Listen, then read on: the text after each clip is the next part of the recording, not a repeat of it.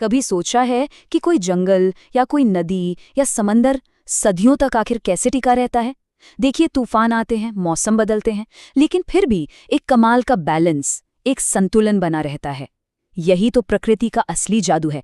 और आज हम इसी जादू के पीछे के विज्ञान को समझने वाले हैं। मतलब किसी घने जंगल में जाके कभी महसूस किया है, हर पत्ता, हर कीड़ा, हर जानवर सब एक दूसरे से जुड़े हैं। ये सब मिलकर एक ही धुन पर कैसे काम कर रहे हैं? वो कौन सा ऐसा नियम है जो हर चीज को बिखरने से रोके हुए है? चलिए, आज इसी सवाल का जवाब ढूंढते हैं। तो आज का हमारा सफर कुछ ऐसा रहेगा। पहले हम एक इकोसिस्टम के अंदर के बैलेंस को समझेंगे, फिर देखेंगे कि अलग अलग जीव इसमें कैसे फिट बैठते हैं। इसके बाद हम थोड़ा जूम आउट करेंगे और पूरे ग्रह को एक जिंदा चीज की तरह देखेंगे। और आखिर में हम ये समझने की कोशिश करेंगे कि इस पूरी कहानी में हमारी यानी इंसानों की जगह कहाँ है।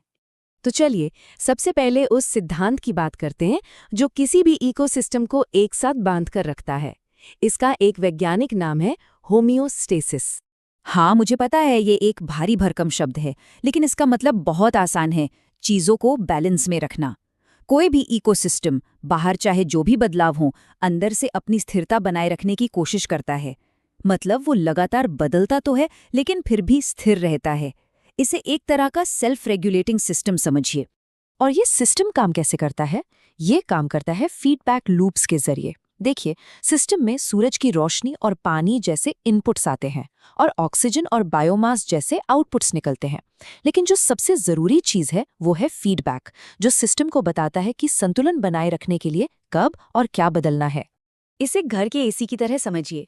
पॉजिटिव फीडबैक का मतलब है जब गर्मी बढ़े तो एसी और तेज हो जाए। इकोसिस्टम में ज्यादा पौधे मतलब ज्यादा खाना, तो शाकाहारी जीव बढ़ जाते हैं। लेकिन अगर ये बढ़ते ही रहे तो सिस्टम तो बैठ जाएगा, है ना?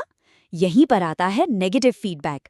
जैसे कमरा ठंडा होने पर एसी अपने आप बंद हो जाता है, वैसे ही ज्यादा शाकाहारी जीव मतलब शिकारियों के लिए ज्यादा खाना, तो शिकारियों की संख्या बढ़ती है और वो शाकाहारियों की आबादी को कंट्रोल में ले आते हैं। एकदम परफेक्ट बैलेंसिंग एक्ट।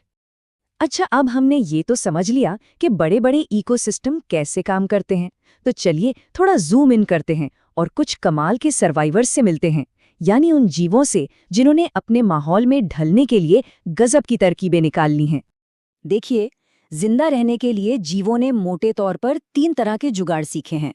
कुछ ने अपने शरीर की बनावट ही बदल ली, कुछ ने अपने अंदरूनी सिस्टम को एडजस्ट कर लिया और कुछ ने अपनी आदतें और तौर तरीके बदल लिए।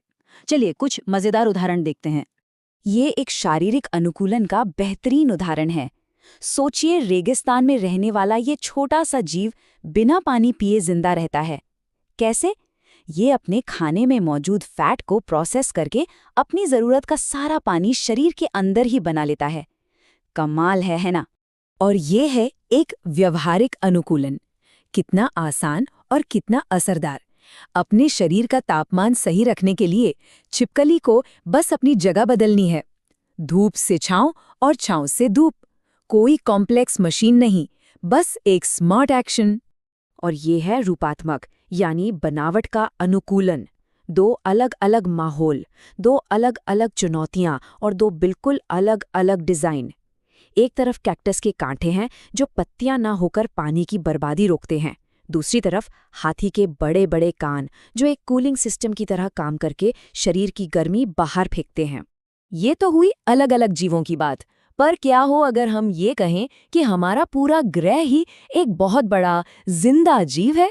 एक ऐसा आइडिया जो हमारे सोचने का नजरिया ही बदल सकता है। इसे कहते हैं गाया हाइपोथेसिस, जिसे जेम्स लवलॉक और लिन मार्गुलिस ने पेश किया था। इसका निचोड़ ये है कि पृथ्वी पर जीवन सिर्फ पर्यावरण के हिसाब से खुद को ढालता नहीं है, बल्कि वो एक्टिव होकर पर्यावरण को बदलता है ताकि वो जीवन के लिए हमेशा बेहतर बना रहे।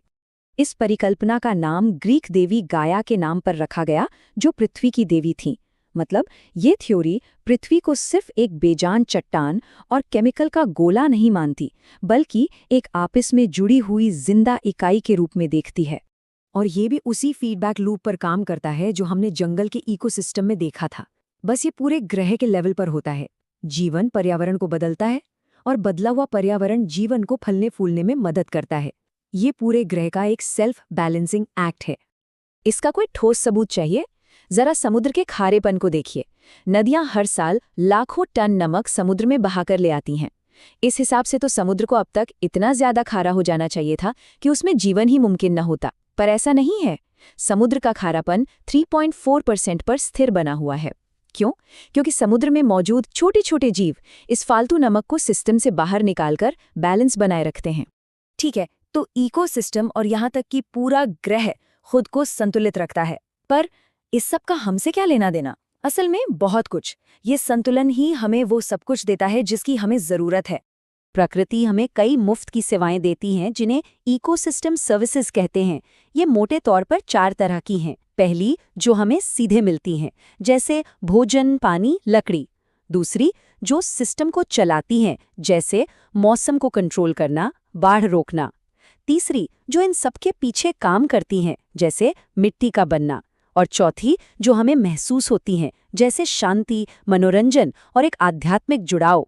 और अगर इन मुफ्त सेवाओं की कीमत लगाने की कोशिश करें तो कुछ रिसर्चर्स का अनुमान है कि प्रकृति हमें हर साल कम से कम 33 ट्रिलियन डॉलर की सेवाएं देती है। ये इतना बड़ा नंबर है कि दुनिया की सारी अर्थव्यवस्थाओं को जोड़कर भी इससे कम ही होगा। अब देखिए, प्रकृति पर प्राइस टैग लगाना सही है या गलत, ये एक अलग बहस है, लेकिन ये नंबर हमें उसकी असली कीमत का अंदाजा जरूर कराता है। ये सब हमें एक बहुत ही गहरे और जरूरी सवाल पर ले आता है। इस विशाल संतुलित सिस्टम में हमारी भूमिका क्या है? प्रकृति के साथ हमारा रिश्ता आखिर होना कैसा चाहिए?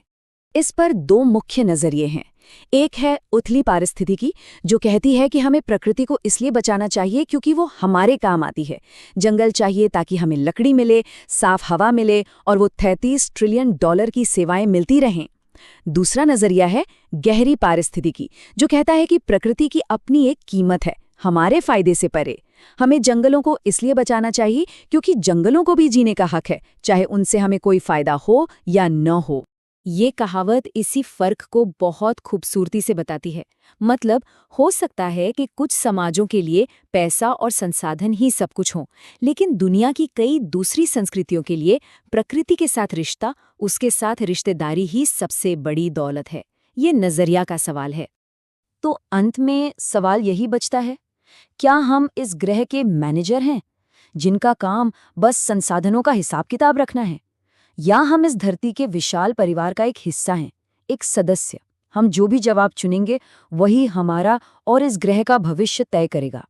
अगली बार जब भी आप बाहर प्रकृति में हों तो एक पल रुककर इस अद्भुत संतुलन के बारे में जरूर सोचिएगा और खुद से पूछिएगा, इस समुदाय का एक अच्छा सदस्य कैसे बना जा सकता है।